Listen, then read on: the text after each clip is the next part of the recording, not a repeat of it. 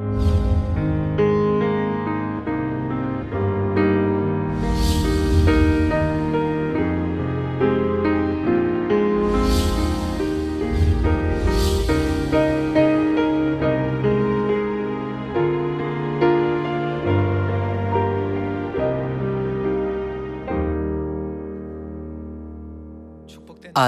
আমরা প্রায়শ্চিত্ত দিনের পবিত্র সভা পালন করতে এসেছি। আমি আশা করি আমাদের সিয়ন পরিবারের সমস্ত সদস্যরা ঈশ্বরের কাছ থেকে প্রায়শ্চিত্তের আশ্চর্য অনুগ্রহ লাভ করবেন। পর্বের সময় ঈশ্বর আপনাদের প্রচুর পরিমাণে আশীর্বাদ করুন। এই দুপুরের আরাধনার সময়ও আসুন আমাদের পাপের প্রায়শ্চিত্তের জন্য করা ঈশ্বরের গভীর অনুগ্রহ ও অসীম দয়ার কথা চিন্তা করি। আসুন আরও চিন্তা করি যে কিভাবে প্রথম মণ্ডলীর বিশ্বাস এত দ্রুত বৃদ্ধি পেয়েছিল। শুধুমাত্র যখন বিশ্বাসীরা সম্পূর্ণভাবে খ্রিস্টের বলিদান অনুভব করেছিল, যিনি ক্রুশে মৃত্যুবরণ করেছিলেন, তখন প্রথম মণ্ডলীর সুসমাচার কাজ অনেক বৃদ্ধি পেয়েছিল। আসুন আমরা এই বিষয়ে অধ্যয়ন করার জন্য কিছু সময় নিই। আজকের উপদেশের শিরোনাম হল, খ্রিস্টের প্রেম হইতে কে আমাদিগকে পৃথক করিবে। আসুন আমরা রোমীয় ৮ অধ্যায় দেখি। ক্রুশের দ্বারা প্রদর্শিত খ্রিস্টের গভীর প্রেম ও বলিদান প্রেরিত পৌল অনুভব করেছিল। আসুন আমরা ৩৩ পদের দৃশ্য দেখি, যেখানে সে রোমের বিশ্বাসীদের আবেগের সাথে ব্যাখ্যা করেছে যে সৃষ্টির কোনো কিছুই খ্রিস্টের প্রেম থেকে আমাদের পৃথক করতে পারবে না। রোমীয় ৮ অধ্যায় ৩৩ পদ। ঈশ্বরের মনোনীতদের বিপক্ষে কে অভিযোগ করিবে? ঈশ্বর তাহাদিগকে ধার্মিক করেন। কে দোষী করিবে? খ্রিস্ট যীশু তো মরিলেন, বরং উত্থাপিত হইলেন, আর তিনি ঈশ্বরের দক্ষিণে আছেন, আবার আমাদের পক্ষে অনুরোধ করিতেছেন। খ্রিস্টের প্রেম হইতে কে আমাদিগকে পৃথক করিবে? কি ক্লেশ, কি সংকট, কি তাড়না, কি দুর্ভিক্ষ, কি উলঙ্গতা, কি প্রাণ সংশয়, কি খড়গ? যেমন লেখা আছে, তোমার জন্য আমরা সমস্ত দিন নিহত হইতেছি, আমরা বদ্ধ মেষের ন্যায় গণিত হইলাম। কিন্তু যিনি আমাদিগকে প্রেম করিয়াছেন, তাহারি দ্বারা আমরা এই সকল বিষয়ে বিজয়ী অপেক্ষাও অধিক বিজয়ী হই। কেননা আমি নিশ্চয় জানি, কি মৃত্যু, কি জীবন, কি দূতগণ, কি আধিপত্য সকল, কি উপস্থিত বিষয় সকল, কি ভাবী বিষয় সকল, কি পরাক্রম বিষয় সকল, কি ঊর্ধ্বস্থান, কি গভীর স্থান, কি অন্য কোন সৃষ্ট বস্তু, কিছুই আমাদের প্রভু খ্রিস্ট যীশুতে অবস্থিত ঈশ্বরের প্রেম হইতে আমাদিগকে পৃথক করিতে পারিবে না। রোমের চার্চের কাছে এই পত্রে প্রেরিত পৌল ঈশ্বরের প্রতি তার বিশ্বাস স্বীকার করেছিল এবং লিখেছিল, সৃষ্টির কোনো কিছুই খ্রিস্ট যীশুতে অবস্থিত ঈশ্বরের প্রেম থেকে আমাদের পৃথক করতে পারবে না।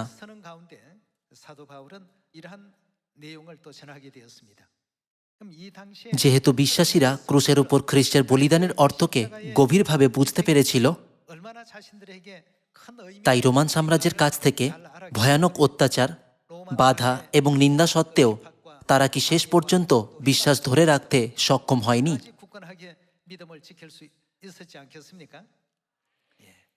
প্রথম মণ্ডলীর বিশ্বাসীরা ঈশ্বরের ঐশ্বরিক প্রেমকে অনুভব করেছিল, যিনি ক্রুশের উপর তাঁর রক্ত ঝরিয়েছিলেন। প্রথম মণ্ডলীর প্রেরিতদের এই রকম মানসিকতা ও বিশ্বাসকে বোঝার দ্বারা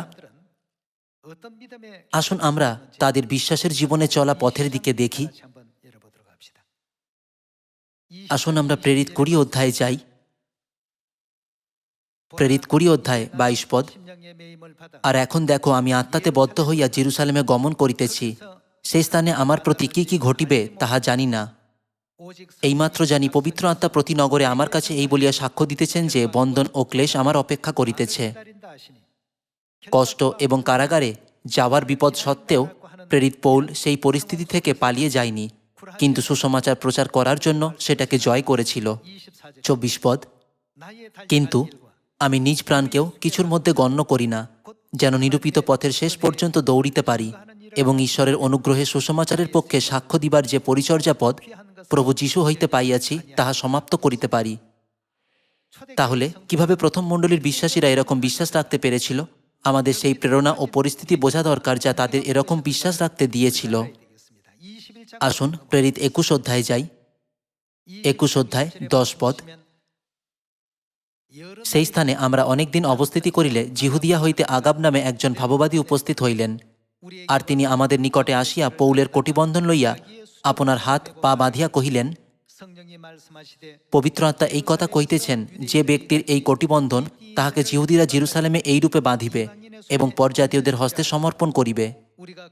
ইহা শুনিয়া তথাকার ভ্রাতৃগণ ও আমরা পৌলকে বিনতি করিলাম যেন তিনি জেরুসালেমে না যান। তখন পৌল উত্তর করিলেন, তোমরা এ কি করিতেছ? ক্রন্দন করিয়া আমার হৃদয় চূর্ণ করিতেছ?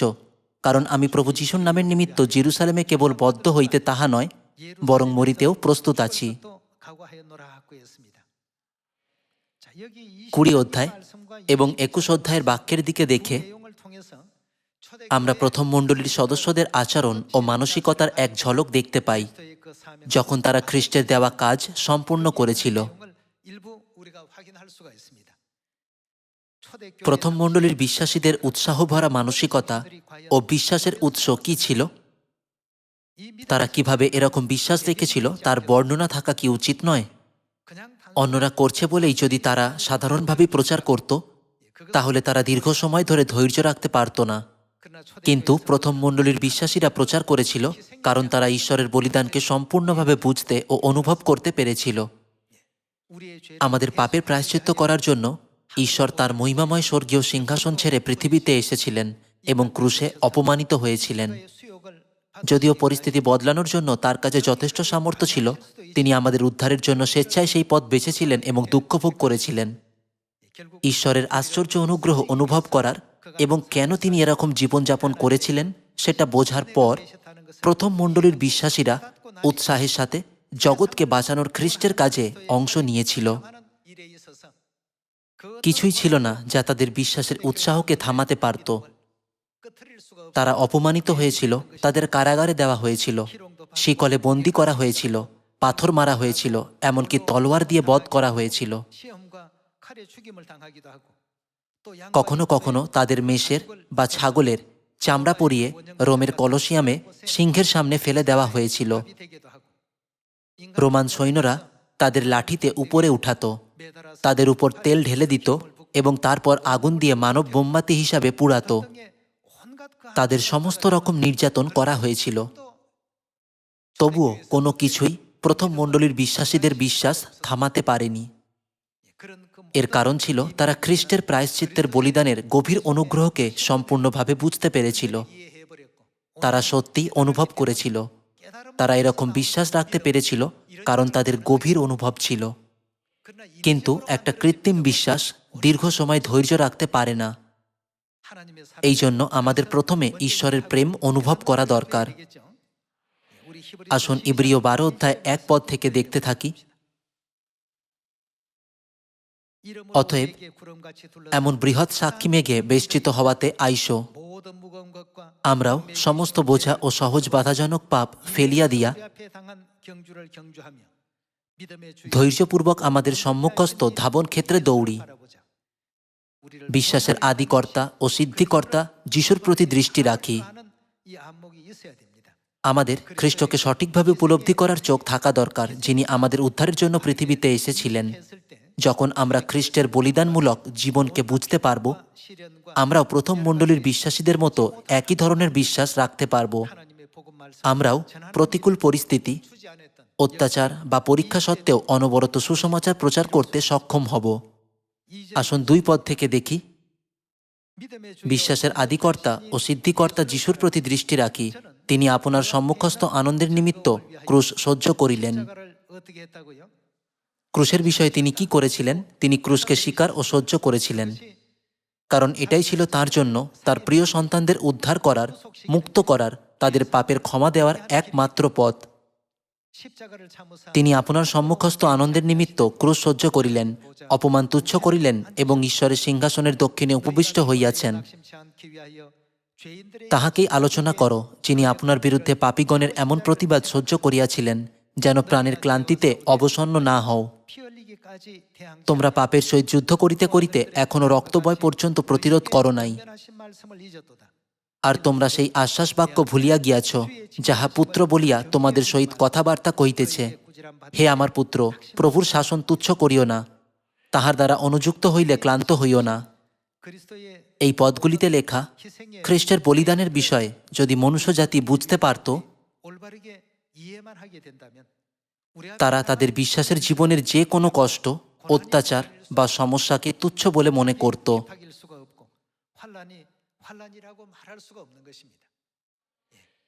আমাদের পাপের প্রায়শ্চিত্ত করার জন্য স্বর্গীয় পিতা ও মাতা ক্রুশের যন্ত্রণা সহ্য করেছেন। স্বর্গ থেকে করা আমাদের অসংখ্য পাপের ক্ষমার জন্য তারা আমাদের বদলে কষ্টভোগ করেছেন সেই সমস্ত পশুর আসল হিসাবে, যেগুলি পুরাতন নিয়মের সময়ে 1500 বছর ধরে উৎসর্গ করা হয়েছিল। এই প্রায়শ্চিত্ত দিনের দ্বারা যদি আমরাও পিতা ও মাতার এই গভীর প্রেম ও বলিদানকে অনুভব করতে পারি, আমাদেরও কি সেই কাজ করতে সক্ষম হওয়া উচিত নয় যা প্রথম মণ্ডলীর বিশ্বাসীরা করেছিল? আমরা কেন প্রথম মণ্ডলীর মতো বিশ্বাস রাখতে পারবো না? কিছুজন বাইবেলের অক্ষরের ভিত্তিতে পরিস্থিতি কল্পনা করে শুধু নিজের মনে বিশ্বাস তৈরি করে, কিন্তু যখন তাদের কৃত্রিম বিশ্বাসের পরীক্ষার জন্য আসল পরিস্থিতির সম্মুখীন হয়, এটা সম্পূর্ণভাবে ভেঙে পড়বে। সেই জন্যই প্রথম মণ্ডলীর সমস্ত বিশ্বাসীরা খ্রিস্টের কষ্টভোগে অংশ নেওয়ার জন্য অনেক গর্ববোধ করেছিল এবং এটাকে অনেক বড় সম্মানের বলে মনে করেছিল।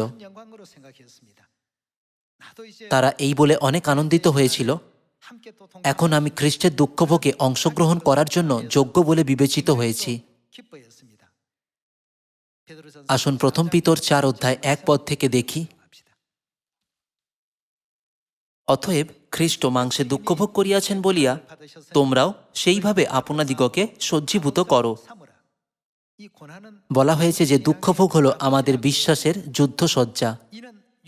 কেননা মাংসে যাহার দুঃখভোগ হইয়াছে সে পাপ হইতে বিরত হইয়াছে, যেন আর মনুষ্যদের অভিলাষে নয়, কিন্তু ঈশ্বরের ইচ্ছায় মাংসবাসের অবশিষ্ট কাল যাপন করো। কেননা পরজাতীয়দের বাসনা সাধন করিয়া শৈরিতা, সুখাবিলাস, মদ্যপান, রঙ্গরস, পানার্থক সভা ও ঘৃণার্য প্রতিমা পূজারূপ পথে চলিয়া যে কাল অতীত হইয়াছে তাহাই যথেষ্ট। এর মানে কি এই নয় যে অখ্রিস্টান হিসাবে আমাদের অতীতের জীবনযাপন পদ্ধতি ত্যাগ করা উচিত? 4 পদ, এ বিষয়ে তোমরা উহাদের সঙ্গে একই নষ্টামির বন্যায় ধাবমান হইতেছ না দেখিয়া তাহারা আশ্চর্য জ্ঞান করিয়া নিন্দা করে। কিন্তু তাহারই কাছে উহাদিগকে নিকাশ দিতে হইবে, যিনি জীবিত ও মৃত সকলের বিচার করিতে উদ্যত। কারণ এই অভিপ্রায়ে মৃতগণের কাছেও সুসমাচার প্রচারিত হইয়াছিল, যেন তাহারা মনুষ্যদের অনুরূপে মাংসে বিচারিত হয়, কিন্তু ঈশ্বরের অনুরূপে আত্মায় জীবিত থাকে। ঈশ্বর আমাদের এই বলে জাগিয়েছেন, অতএব খ্রিস্ট মাংসে দুঃখ ভোগ করিয়াছেন বলিয়া তোমরাও সেইভাবে আপনাদিগকে সজ্জীভূত করো। 12 পদ, প্রিয়ারা, তোমাদের পরীক্ষার্থে যে আগুন তোমাদের মধ্যে জ্বলিতেছে, ইহা বিজাতীয় ঘটনা বলিয়া আশ্চর্য জ্ঞান করিও না, বরং যে পরিমাণে খ্রিস্টের তোমরা কিসের সহভাগী হয়েছ, দুঃখভোগের সহভাগী হইতেছ, সেই পরিমাণে আনন্দ করো। শুধুমাত্র আমাদের উদ্ধারের জন্য খ্রিস্ট দুঃখভোগ সহ্য করেছিলেন। সেই জন্য আমাদের খ্রিস্টের দুঃখভোগে অংশগ্রহণ করে তাদের উদ্ধারের জন্য আনন্দিত হওয়া উচিত, যারা শীঘ্রই সত্যে আসবে। আসুন 13 পদ আরও একবার দেখি। বরং যে পরিমাণে খ্রিস্টের দুঃখভোগের সহভাগী হইতেছ সেই পরিমাণে আনন্দ করো, যেন তাহার প্রতাপের প্রকাশকালে উল্লাস সহকারে আনন্দ করিতে পারো। তোমরা যদি খ্রিস্টের নাম প্রযুক্ত তিরস্কৃত হও, তবে তোমরা ধন্য, কেননা প্রতাপের আত্মা, এমনকি ঈশ্বরের আত্মা তোমাদের উপর অবস্থিতি করিতেছেন। তোমাদের মধ্যে কেহ যেন নরঘাতক, কি চোর, কি দুষ্কর্মকারী, কি পরাধিকার চর্চক বলিয়া দুঃখভোগ না করে।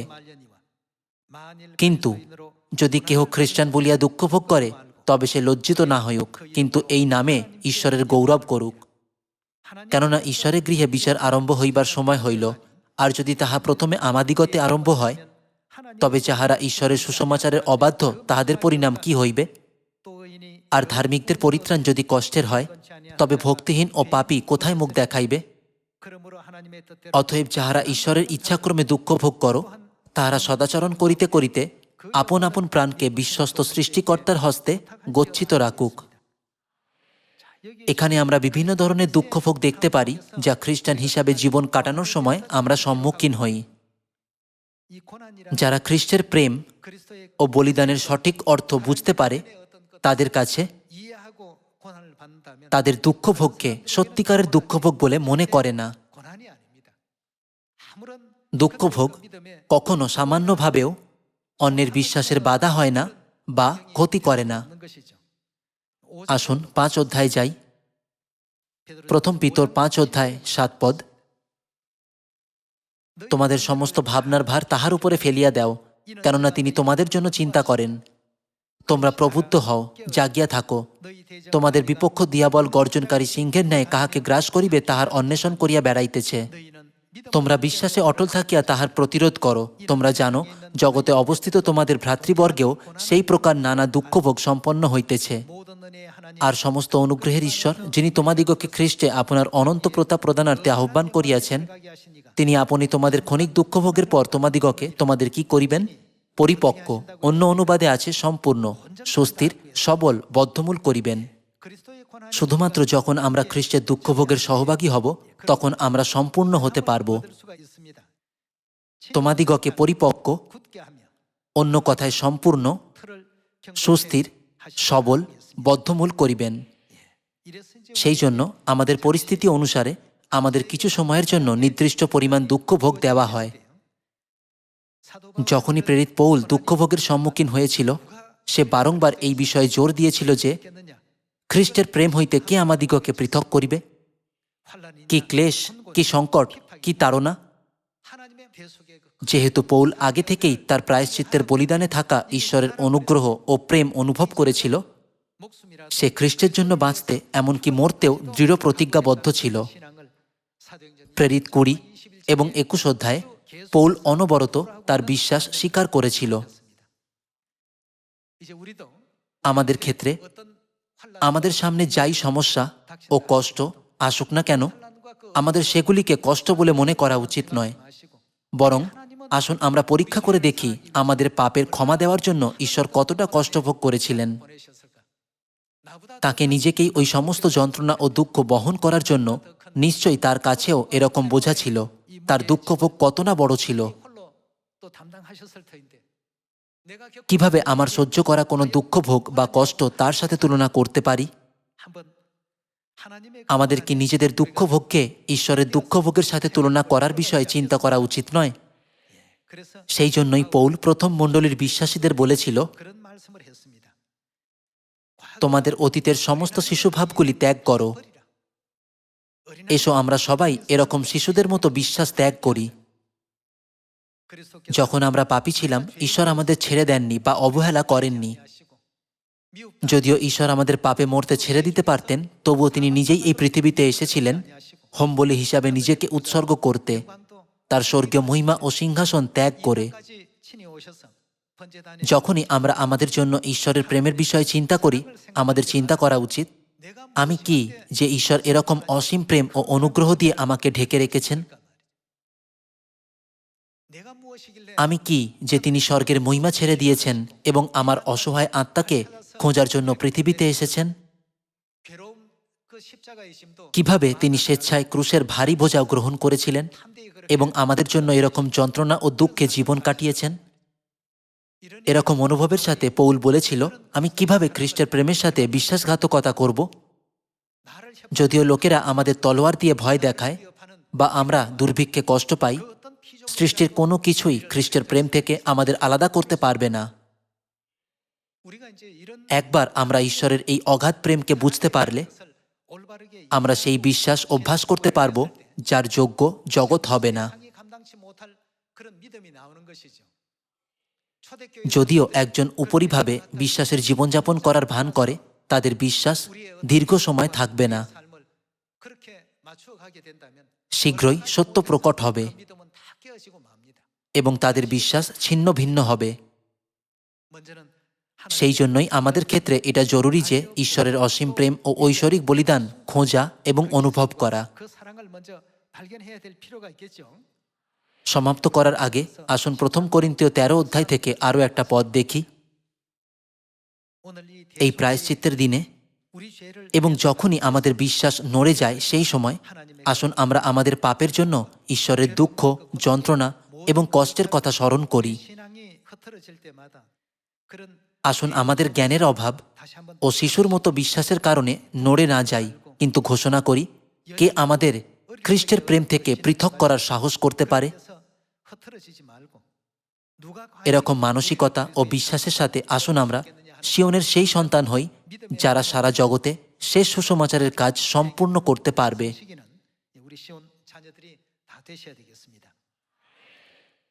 প্রথম করিন্থীয় 13 অধ্যায় 9 পদ, কেননা আমরা কতক অংশে জানি এবং কতক অংশে ভাববানী বলি, কিন্তু যাহা পূর্ণ তাহা আসিলে যাহা অংশমাত্র তাহা লোপ হইবে। আমি যখন শিশু ছিলাম তখন কেমন কথা বলতাম? শিশুর ন্যায় কথা কহিতাম। কেমন চিন্তা করতাম? শিশুর ন্যায় চিন্তা করিতাম। শিশুর ন্যায় বিচার করিতাম। এখন মানুষ হইয়াছি বলিয়া কি করা উচিত? শিশু ভাবগুলি ত্যাগ করিয়াছি। অতীতে যদিও বিশ্বাসের জীবনযাপন করেছি, আমরা জানতাম না যে কেন আমাদের ঈশ্বরকে বিশ্বাস করা দরকার বা কেন দুঃখভোগ সহ্য করা দরকার। আগে আমরা খ্রিস্টের প্রেম বা ঈশ্বরের অনুগ্রহ না জেনে জীবন কাটাতাম, কিন্তু এখন যেহেতু আমরা খ্রিস্টের প্রেম জানতে পেরেছি, তাই আমাদের বিশ্বাস পরিবর্তন হয়েছে, যাতে আমরা ঘোষণা করতে পারি যে খ্রিস্টের প্রেম থেকে কে আমাদের পৃথক করার সাহস করতে পারে। যখন আমাদের শিশুর মতো বিশ্বাস ছিল, আমরা শিশুর মতো কথা বলতাম, চিন্তা করতাম এবং শিশুভাব প্রকাশ করতাম এবং বুঝতাম। কেন আমাদের চার্চে যাওয়া দরকার সেটা না জেনেই শিশুর মতো অপরিপক্ক বিশ্বাস পালন করতাম। সেই জন্যই আমরা শুধুমাত্র তখনই চার্চে আসতাম যখন কেউ আমাদের নিয়ে আসত। কিন্তু একবার ঈশ্বরের প্রেম অনুভব করার পর আমাদের তেমন হওয়া উচিত নয় যাদের বিশ্বাস অন্যের ওপর নির্ভর করে। যখন আমরা ছোট ছিলাম আমরা শিশুর মতো চিন্তা করতাম, কথা বলতাম এবং বুঝতাম। কিন্তু ঈশ্বরের প্রেম বোঝার পর আমরা পরিণত বয়স্ক হিসাবে নতুন জন্ম নিয়েছি। যখন আমরা ঈশ্বরের প্রেমের হৃদয়ের সাথে সুসমাচার কাজ করি এবং ভাই ও বোনেদের যত্ন নিই, তখন আমরা কখনো ক্লান্ত হব না। এর বিপরীতে যদি আমরা প্রেমের হৃদয় ছাড়া সুসমাচার কাজ করি, আমরা নিরুৎসাহ হয়ে যাই আর আমাদের পা ভারী হয়ে যায়। এই ক্ষেত্রে আমরা শুধু অন্যদের বিশ্বাসের জীবনের নকল করতাম এবং সবকিছুকে বোঝা বলে মনে হতো। আজ এই প্রায়শ্চিত্ত দিনে আসুন আমরা আরও একবার সেই মহান প্রেমকে আমাদের হৃদয়ে গেঁথে নিই, যা এই পর্বের দ্বারা ঈশ্বর আমাদের প্রদান করেছেন। পিতা ও মাতা পাপবলি হিসাবে উৎসর্গ হয়েছিলেন। তারা স্বর্গের তাদের মহিমাময় সিংহাসন ছেড়ে দিয়েছেন এবং আমাদের স্বর্গীয় সন্তানদের উপর এরকম গভীর অনুগ্রহ বর্ষণ করেছেন। যদিও আমরা এরকম গম্ভীর পাপ করেছিলাম, তাহলে পিতা ও মাতার জন্য যারা এত বলিদান করেছেন, আমরা কিভাবে তাদের পরিশোধ করতে পারি? যেহেতু ঈশ্বর চান সকলেই যেন অনুতাপ করে, আমি আন্তরিকভাবে আশা করি যে আমরা যারা পাপী হিসাবে আগেই অনুতাপ করেছি, সমস্ত মনুষ্য জাতিকে অনুতাপে পরিচালিত করার জন্য আমাদের হৃদয় ও মন উৎসর্গ করতে পারব। এর দ্বারা আমি প্রায়শ্চিত্ত দিনের উপদেশ সমাপ্ত করি। অনেক ধন্যবাদ।